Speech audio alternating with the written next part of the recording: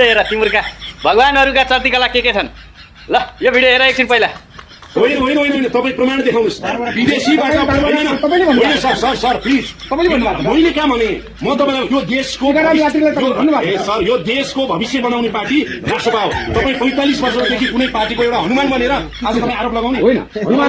तपाईँहरूलाई शहीदले कसरी सम्झेला छोरछोरी सम्झिनुहोस् न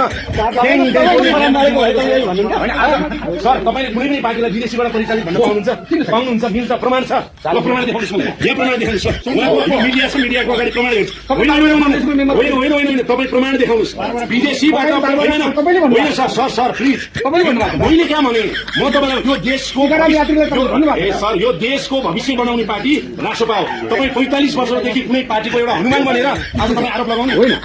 अब सुशासनको अपेक्षा राख्छन्।